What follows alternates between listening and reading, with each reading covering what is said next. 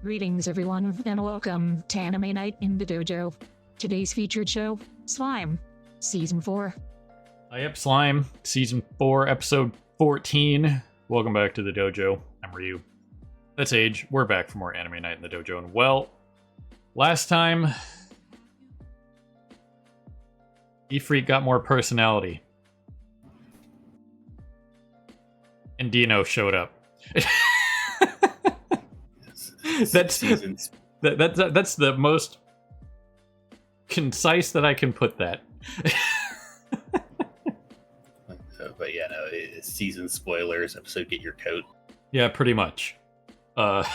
Speaking of spoilers, I've been talking about this recently because I do play the gacha game. I'm not a whale or anything because I've never thrown money at any gacha game for obvious reasons.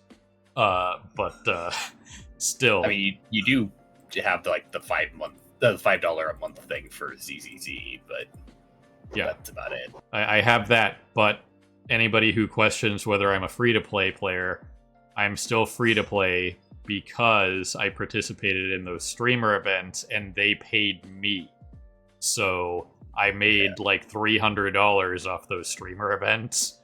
And, you know, $300 goes a long way when you're using $5 a month. So I'm ahead on ZZZ until like 2029. That's when I'll be a pay player at that point.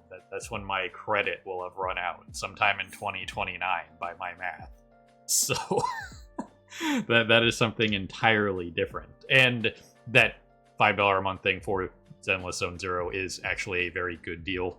I could live with that. You know what I mean? That's one thing. The Slime Gacha game, like most others, you could drop $80, and I look at those $80 packages and go, I could have the base copy of GTA 6 for that. That is not the value of an entire AAA title, or a quadruple A title. You know what I mean? I look at that and go, that's like 10 pulls and like some extra stuff that you can get in game very easily. So not worth $80. That might be worth $8 in the fabric of reality.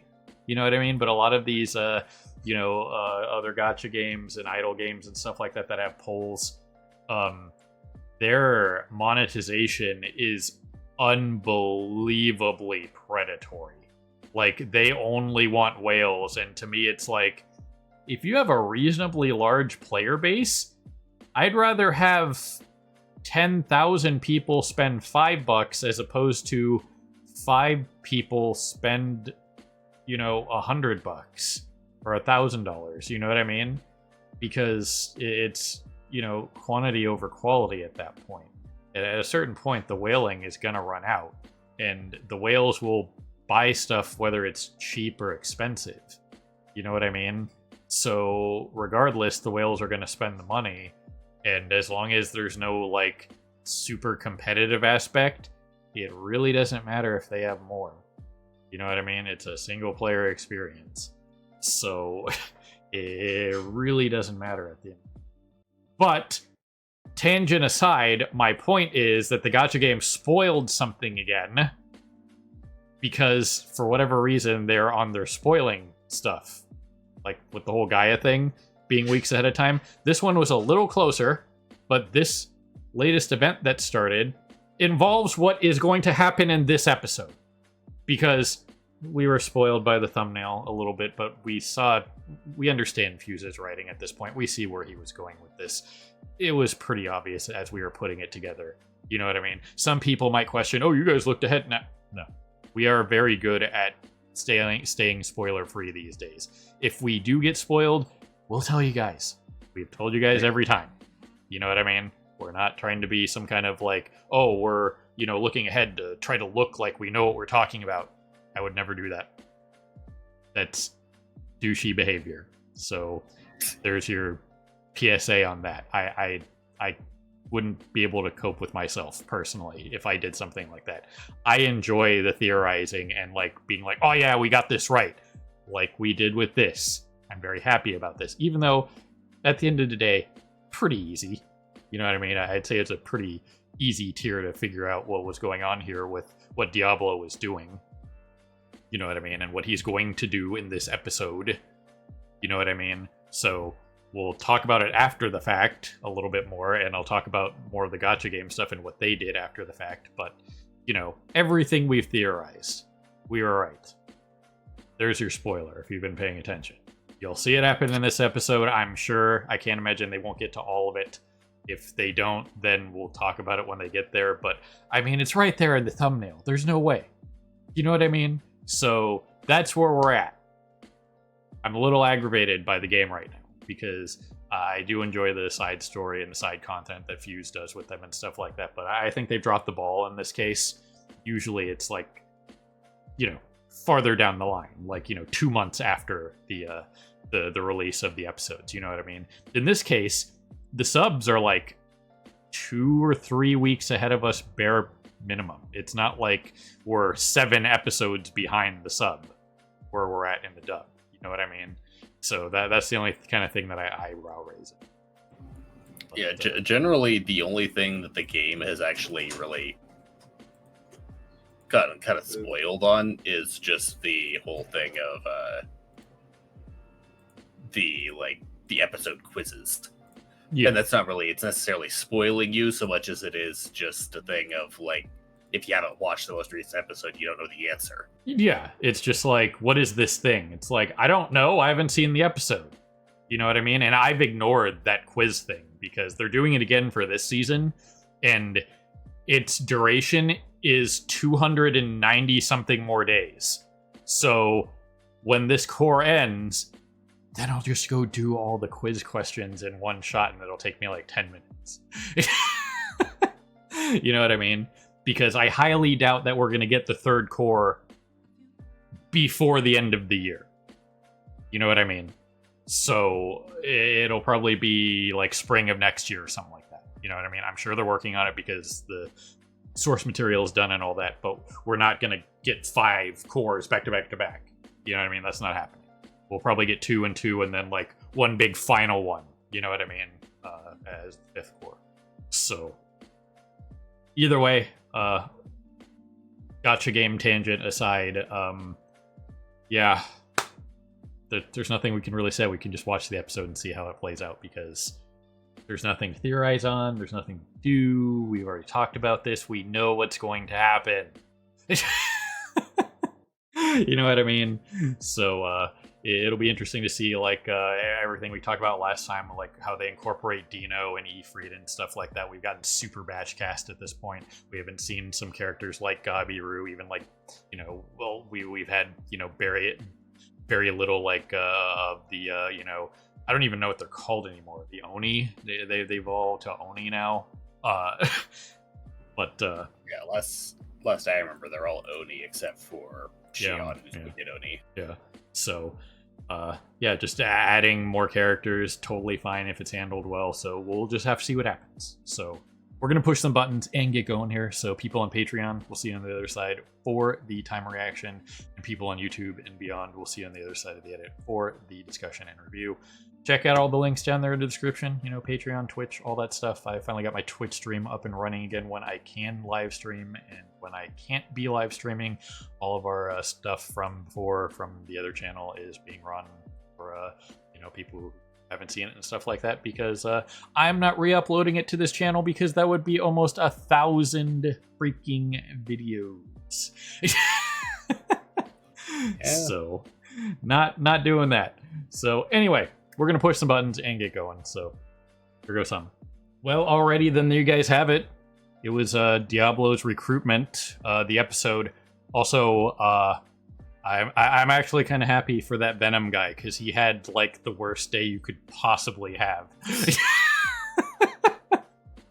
They did the rule of threes with that guy, and then got him with the fourth thing of, yeah, okay. So that was definitely something. But across the board, it was a very Diablo episode. Every time we get like a very Diablo-centric episode, which isn't a lot. There's been like 2 or 3. But he always steals the show in one way, shape, or form. You remember what he did in Falmouth? That was something. when he dealt with the 7 days clergy. Also something. So, whenever Diablo is doing something, it is quite interesting and entertaining watch.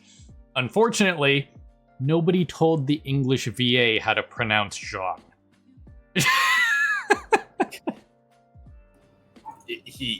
He pronounces it June, and then he also pronounces violet. Yeah, like violet, like you're putting unnecessary flourish on it. You know what I mean? Like that's like, I don't even know what to call that. It's like half French, half Spanish, half Latin. You're not. There's no. he pronounces violet, but then pronounces blonde, blanc. Yeah. So, like technically, blanc's not wrong, but it's not the right way to pronounce it. No, like generally speaking, when you say blanc, it's like blanco, like white, Spanish for white. A lot of those languages are the same. Like French and Spanish are very similar. You know what I mean? A couple things are changed here and there, like an extra E or something like that here or there, whatever. But yeah, it's just, I don't know. It is what it is. What are you going to do about it? I got nothing. It's no different than the Renair thing in Overlord. Or was that Overlord? Yeah, that was Overlord. That was Overlord. But there's even less of an excuse for this one because, once again, they're not names, they're words. Yeah, they're words. They're literally just their color in a different language. Yeah. So I don't know. You would think as a professional voice actor, you look at this and you would know it. I don't know what this guy adds on his plate, so I'm not going to throw all kinds of shade. You know what I mean? Maybe it was a rough day for this VA and, he's been swamped. I don't know. So, okay. But just as a general thing, if I look at that as something I want to do especially, I'm going to know the source material, and then if there is a word, I'm going to research it. You know what I mean? I'd look like if I got something that was like from a language that I'm not very familiar with. I'm obviously very familiar with the Western European languages. You know what I mean? French, Spanish, Latin, Italian, stuff like that, whatever. German, what have you. It's just, if I got something that was like in like, Indian or one of the more Muslim countries and stuff like that, I'd have to look into it, but I'd want to get it right. You know what I mean? And it's just, how do you make it this far in life and you've never heard Jean and Blanc? You know what I mean? Where have you been? It's one thing to not know like hyper specific niche stuff, but I don't know. I learned the colors when I was in grade school, 20 plus years ago, when I was a little kid. When we learned the colors, we had like, say, we'll use Jean as example. When we learned the primary colors, like yellow, we had little parentheses things for Spanish and French versions of them. Even back then, you know what I mean? Like, and I remember like just the teacher saying, and these are other languages that are very common that you should know the colors, because it helps you if you're if you just happen to get stuck in a different speaking country to know just certain words, like one of the classics is where's the bathroom. You know what I mean? That kind of thing. Knowing colors is a very important thing to know in just like the vast majority of the most spoken languages wherever you're at. You know what I mean? So not having heard Jean and Blanc and stuff like that, and not knowing those kind of things is kind of baffling to me. You know what I mean? Like I said, I don't know. Maybe he was just having an off day. Nobody corrected him, nothing, which I know recording sessions, you have a producer in your ear generally, and they're listening to the freaking recording. So they could have just had him do another take and be like, hey man, you said June? It's Jean. Oh, my bad. 2-second fix. You know what I mean? I'm all for taking criticism. Like I had these rants about like referees and stuff like that in professional sports. I'm all for the video replay stuff, and if I was a ref, stuff happens in real time. You're not going to see everything down to the micrometer. You know what I mean? I'd be like, yeah, throw it up on the freaking big screen. We'll all look at it. No big deal. You know what I mean? Go ahead and correct me. It's not a problem. You know, I didn't see it in real time. I can't see down to the blade of grass like the 4K cameras or the 8K cameras, whatever they've got now have. You know, super slow-mo. By all means, just throw it up on the big screen. We'll all look at it and we'll change the call. Who cares? You know what I mean? I know a lot of refs and umpires and stuff like that get bent out of shape about it. Like, oh, they're taking it. No, it's just making your job easier. And the only thing that matters is being correct. So the game is as fair as possible. You know what I mean? And in the case of this, you don't want to have, you know, people look at you. And it's not just like, whatever. I'm sure there are plenty of people that were like watching this going, June? What? You know what I mean? Like I was saying in the episode, it's not even like a case of, since it's names, you can kind of get away with it. Because, like, names can be spelt however and pronounced however. You don't have to be, like, there's a lot of cases where you have names that are spelt one way, but the person like, pronounces it another name. Like, you could take, like Guy. Like Guy. Like, you know, his you know, name G-U-Y. is spelled Guy. Yeah, it's spelled Guy, G-U-Y. You could say it any number of ways. You know what I mean? It's just, however, you know, if he introduces himself as Guy Crimson, I'm not going to then turn around and say, oh, it's a pleasure to meet you, Guy Crimson. That's like an insult. You know what I mean? If the person says, my name is this, like, if you look at somebody's name and it's like Mike, M-I-K-E, but they introduce themselves as like Mike, okay, that's how you call your name. Cool, I'll call you Mike, not Mike. You know what I mean? No big deal. So be it. You know what I mean? Yeah, that's just a common thing with names. Of the way it's pronounced is based on how the person who's named that chooses to pronounce it. Yeah. Regardless how it's actually spelled. But you can't even argue that in this case because, once again, they don't have names. That's the established thing. Yeah. They just go by their color in a different language. Yeah, so that's just kind of one of those things you got to look at. Is it a gigantic deal? No, but it's a moderate deal for just overall cohesion. You know what I mean? I don't know. Maybe we'll check it out in the sub version just to see, because they're going to say it, and you know, I can't imagine there's no Japanese word for this. You know what I mean? They're going to be using the names that are used. You know what I mean? Kind of like when there's not a word for something in a certain language, they'll just use the language of origin instead. You know what I mean? Like if like, say there was no word for chocolate cake in Japanese, they would just be speaking Japanese and then say chocolate cake and then continue their you know, Japanese. That kind of thing. There's totally a Japanese word for the French word for yellow. Yeah, exactly. You know what I mean? So it's just one of those things where you see it in a lot in like Archer, the series did this a lot with Ramon, where Archer was like getting on him about like random words, like Spanish stealing words. It's just like, we don't have a word for Hulk. It's just El Hulk. You know what I mean? That kind of thing. So we're not going to come up with a word. We're just going to use it so people know what we're talking about. You know what I mean? We're not going to take the Hulk, in this case, that they were using, and then come up with a word in Spanish and then have to explain, oh, that's the Spanish word for the Incredible Hulk, you know, the Marvel Comics character. No, we're just going to call it El Hulk. You know what I mean? Way easier, and I appreciate that as a thing across the board. There is no reason to make things more convoluted and stupid, because that's the world we live in, especially in America. In the United States anyway, especially, is we live in hyper-convoluted bullshit town. Okay? Things aren't easy. They could be so much easier and just streamlined and not 800 pounds of bullshit layered on top of 800 other pounds of bullshit. I think we all know what we're talking about. You know what I mean?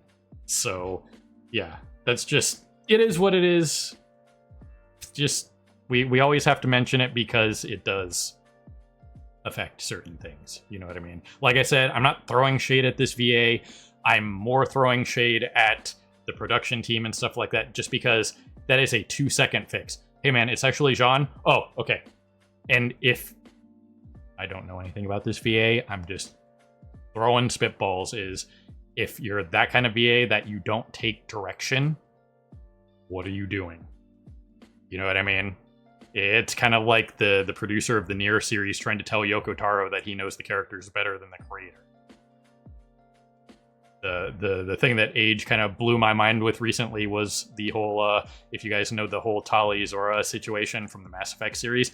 I never knew that!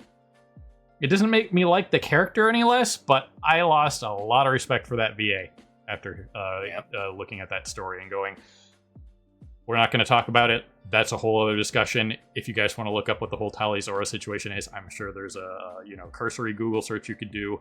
If you enjoyed the Mass Effect series, probably a reasonable read, because it is very disappointing. And if I was in BioWare's shoes, I would have fired her on spot. That's where I'm just going to leave that. There is no reason to put up with that kind of nonsense. You know what I mean? Just like, at the end of the day, in short here, this is our series. We're not going to change the story because you don't like an aspect of it. We can recast you. You know what I mean? So you either want the job and do what we tell you because it's our story, or you can kick rocks. You know what I mean? So, as great of a VA as she is, they could have gotten any other... there's probably like 10 people you could name off the top of your head that could have done Tali just as well as she. You know what I mean? So, it's just one of those things. But, yeah, I mean, it's one thing if the person had some form of, was like, as in some way, shape, or form, part of the creative process or something. Yeah. But it's like, no, she was literally just brought in to voice a character that they had already made. Yeah. So it's not like she was responsible for coming up with Tali's character or anything. Yeah. If you read the script of a character and you don't like it, here's a thought. Don't be a douche and try to force the writers to rewrite the story to cater to your VA-ness. Just don't take the role. Now, you could say, oh, well, that was like a role of a lifetime for her, potentially. Yeah, sure.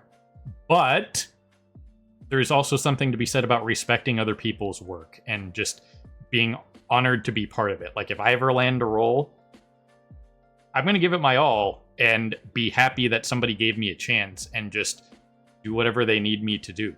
Be the character, be the voice that they need me to be. You know what I mean?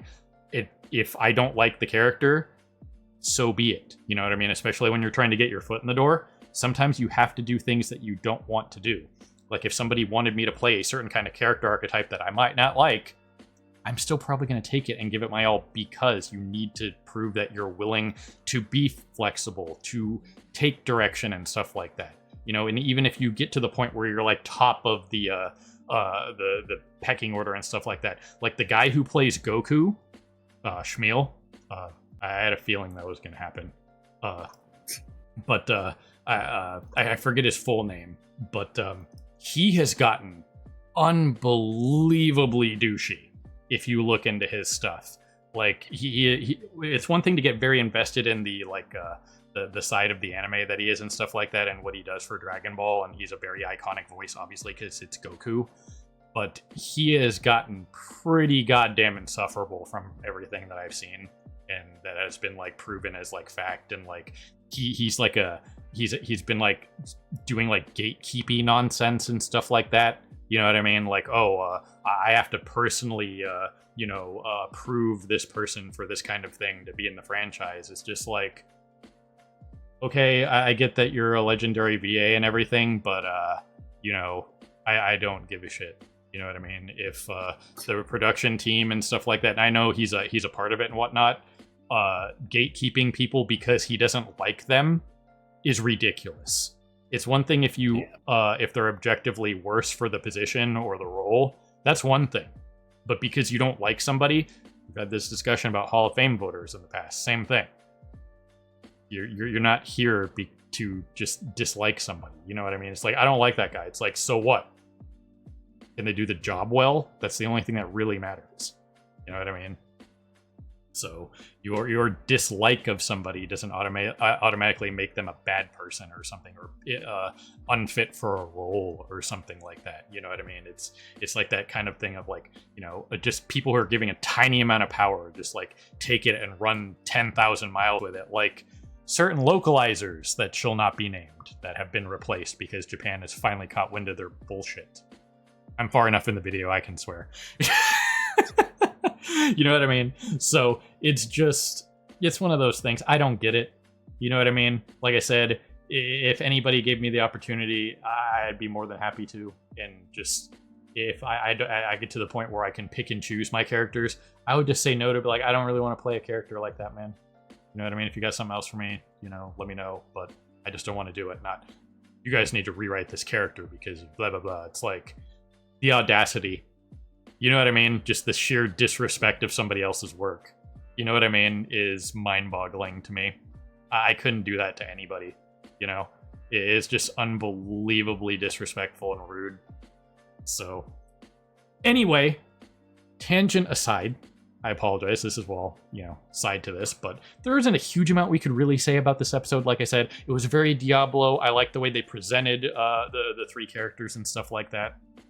What they did with it, they gave them their own unique personality, stuff like that they had to be proven by Rimuru to want to work for him and stuff like that. And they had that whole thing with Rimuru in his office, and I know they didn't bring it up, but at the end of the day, they probably had this room reinforced so Rigurd wouldn't have a freaking heart attack every time somebody showed off their power or whatever. So there's probably some kind of magic barrier to reinforce the building or something like that, because there were times in the past Shion would throw a tantrum and the entire walls would be breaking down and Rigurd would be eye twitching in the corner. Yeah, they didn't go into the specifics on the new assembly hall and stuff like that, but knowing how many super powerful freaking monsters make up the administration of Tempest, they probably did something along those lines of magically reinforcing it. Yeah, so that was definitely interesting. Gotta appreciate that for what it is. But again, the recruitment process was, very Diablo. Freaking what they did with that Venom guy was absolutely comedic gold. You know what I mean? They had him be that guy. They did the rule of threes, and then they, felt bad enough for him. It's like, yeah, we'll throw him a bone and make him a character. Once again, the whole thing with the Black Demons, once again, is they're subservient. If they find someone stronger than them, they want to serve them. Right, and based on his outfit here, I'd assume he's a Black Demon. You know what I mean? Not relevant enough to know who Diablo is. Apparently, he knew who Rimuru was, based on context clue there. But yeah, he wasn't aware of who Diablo was. He does look kind of familiar. I think he might have randomly been one of the throwaway demons in a previous season.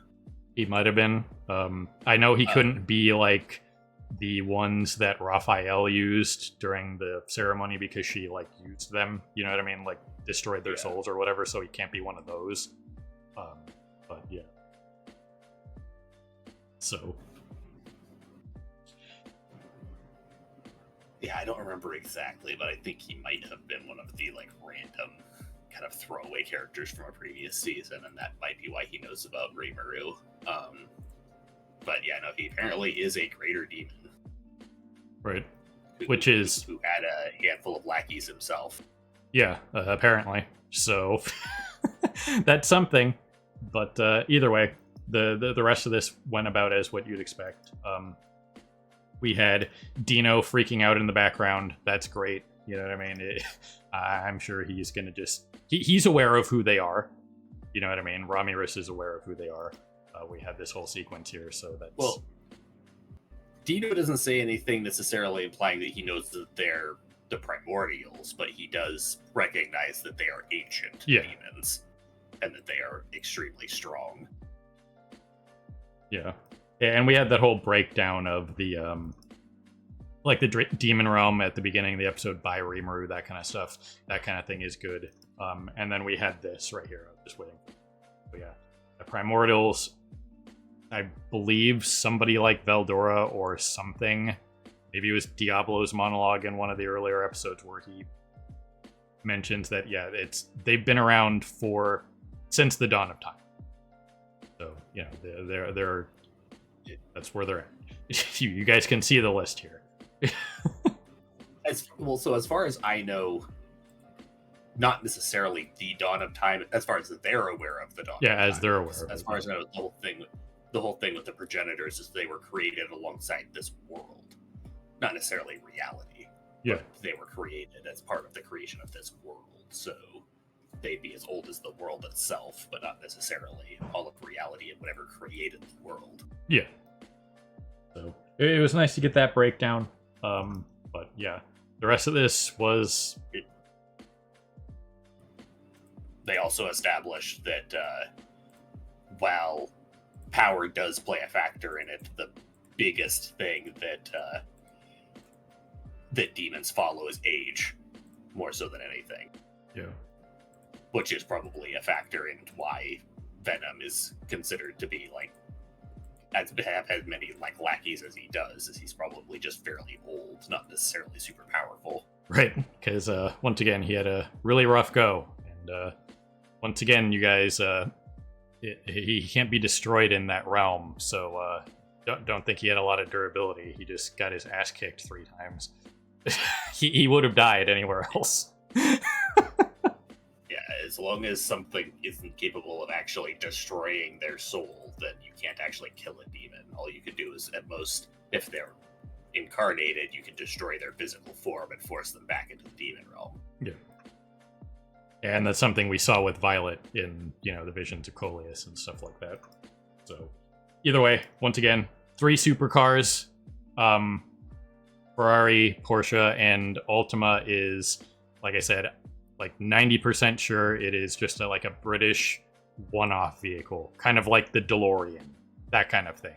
Like I said at the end of the reaction there, it's kind of like if Chevrolet only made the Corvette. You know what I mean? It was just Corvette. Or if Ford only made the Mustang and it was just Mustang. You know what I mean? I'm fairly certain that it is just a one-off British vehicle. I know it's British, but that's the only thing I'm sure of. But I'm pretty sure that it was a one-off, kind of like the DeLorean, that kind of thing. And it was just a British supercar that ran at the 24 hours at Le Mans, Daytona, other major circuit racing like that kind of thing in its heyday, that kind of thing, 60s, 70s, 80s, that kind of stuff. So that one I'd have to supremely fact check, but that one, the others I know, Diablo, we've talked about this one, Lamborghini, Testarossa is a Ferrari, and again, Carrera is a Porsche. So, that is what it is. But the other things that we kind of wanted to check here were, so he had to name 700 people, and, well, we got the Archdemon Espirit here, which, that is another car. That is a Lotus. Maybe not a supercar, but still a vehicle. Maybe that's not what Rimuru is going for with that name, but still, it's still a Lotus, so it is. So we got Agrera, which, if there is a vehicle that is titled that, I've never heard of it. Zonda, suspiciously like Honda, but if there is a vehicle that's called Zonda, I've never heard of it. Looking at these 3, that's what I was kind of thinking, is that he probably names all of the demons after cars, but there's not 700 models of cars, so he probably does like he did with the goblins, where after he gets the actual cars out, he just starts changing letters. Yeah, he might just be changing letters. Yeah, so you know what I mean? So that very well could be the case. How many gobs are there? You know what I mean? Different variations of gobs. We got CN. So yeah, that's car adjacent. You could call most of these things car adjacent. So yeah, like I said, a Spirit is 100%. This guy is Yeron. So yeah, kind of. Moss, not really. But, you know, there's a lot of weird vehicles out there these days that I haven't really paid attention to a lot of the newer age vehicles that have come out. I mean, Ford has something that's like called a Fiesta, you know what I mean? So that's been around for a while. I don't know. I'd have to like fact check all of these because I don't really care about newer vehicles. They're all homogenized bullshit. They're all the same thing. You know what I mean? They're all, you know, that same crappy crossover or, you know, like a Tesla knockoff or something. You know what I mean? If you remove the badging from most vehicles from like 2018 on, you wouldn't know that it was a Chevrolet or a Toyota or a Honda or a Ford or what. It's just like, yeah, that's a crossover. It doesn't matter. It's all the same bullshit. You know what I mean? The automotive, just the spirit of automotives has just completely fallen off the table. You know, any kind of identity, it's gone. It's just pretty much all homogenized nonsense these days, except for things like the supercars. So those are the only things that still have personality and distinction. The rest of it is just like, yeah, I own a car. You know, like a lot of people would say that. Now, yeah, it is like, do you own a car? Yeah. Now it's, I own a car. What kind? Oh, it's just a car. Because that's all it is. Like I said, you remove the badging, that's the only thing that distincts it. Does it have a bow tie? Does it have the Ford logo? Does it have, you know, a Dodge logo? Whatever it is, that's the only thing that distincts it. The rest of it is all the same bullshit. So I just looked up these two just to see, and Bugatti Veyron and Mercedes-Benz Sterling Moss. Fair enough. I mean, they like to cars. They like to hyper distinct things. You know what I mean? So yeah, like I said, while I have a very large car knowledge, I don't know everything. You know what I mean? And I'm not gonna sit here and pretend that I do, because I'm not a douche. Based off just looking those two up, I'm not even gonna bother looking up the other ones. The fact that these two are named after cars, and like you called out S-Spirit, I'm pretty sure that is just the case. It's just that all the demons are cars and the primordials are supercars. Yeah. So, either way, this was another solid episode. The introduction. They now have 700 more to their rank, which, let's face it, these 700 could wipe out the entire world if they felt like it. So, you know. I mean, yeah, just the primordials individually are freaking massive threats. Even before they got named and have freaking evolved and become even stronger. Right. So I'm sure this will all come into play later on with like the angel stuff that they've alluded to and stuff like that. So it'll be interesting to see when we get there, but we still got plenty of time. But either way, I think you know, this scene right here was actually very well done, and I enjoyed what they did with this. You know what I mean? So it was very interesting to see them have like a sequence like this for this show. So this was pretty neat way to kind of like wrap up the recruitment episode. You know what I mean? So yeah, which also once again we did kind of have a further emphasize just how big of a deal being named is, because like I said, Jean and Diablo were supposed to more or less be on par with each other, and now that Diablo's named, he just kind of trivializes her. Right. And then he did get that power boost from when Rimuru ascended afterwards or whatever, right? Because he was at that point already, because he named him after he became a demon lord, and then whatever that thing happened, like when he was like fully recognized as a demon lord, that like gave everybody that like extra push, like that made the Oni, that kind of thing. And since Diablo was already named at that point, he also became a demon lord, that kind of thing that he talked about when he was with the 7 days. Yeah. So yeah, no, he's had 2 evolutions so far, and even now even after they've been named, he's still above the rest of them now, because yeah, he's a demon lord, they're demon peers. Yeah. The only other demon lord at the moment is Guy. Yeah. At least as far as we know. Right. So either way, I enjoyed this episode for what it was. Like I said, it was weird that the game spoiled it in the ways that it has been. Hopefully that doesn't continue. But again, this was not something that we pretty much had figured this one out. You know what I mean? That kind of thing. So this wasn't like some massive spoiler that I'd be bent out of shape about, because we assumed Violet for the longest time based on everything that's happened in the series so far. And then when they busted out the three branches of government stuff, I mean, come on. You know what I mean? Yeah, with how much they've been building up Violet throughout the whole series, we figured she was going to join Tempest at one point or another. So as soon as Diablo said he was going to go get a subordinate, we immediately was like, yeah, it's gonna be Violet. Right. But then when they conveniently said, oh, we're gonna need 3 seats of government, it's like, okay, so no, he's just gonna go get all 3 of them. Right.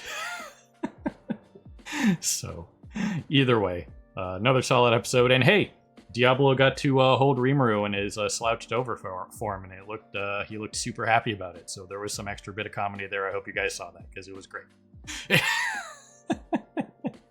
In his low battery mode.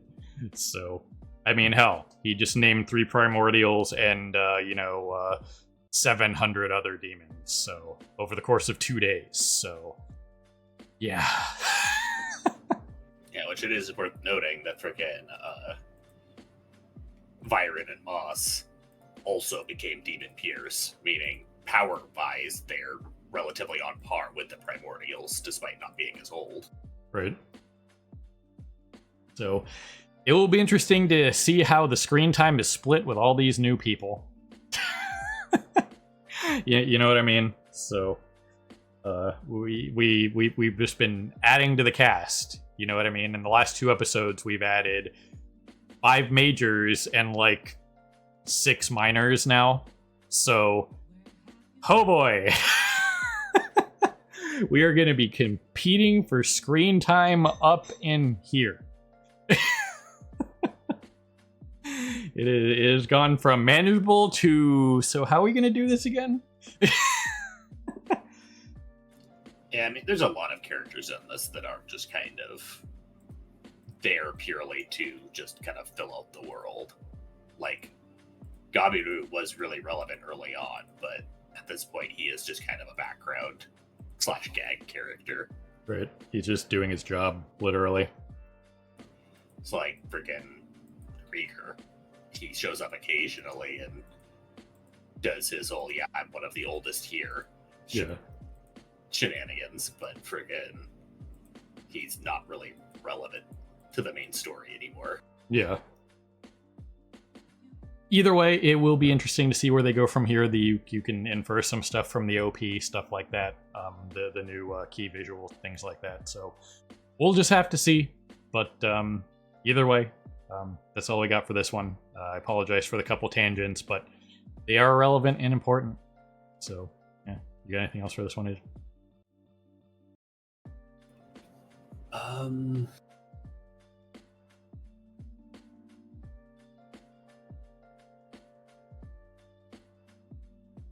Pretty sure we hit everything that I was trying to get to. Yep. Well, alrighty then, people of YouTube beyond, however you're watching, as always, we appreciate you stopping by and hanging with us here in the dojo for more Anime Night in the Dojo on this Slime Season 4, Episode 14. So have a good morning, evening, afternoon, whatever it is for you. Have a good one. See you next time. Hello again, everyone. Victoria here. Don't forget about those like and subscribe buttons. Your support is always appreciated. Thanks again for your time, and we look forward to seeing you again in the future.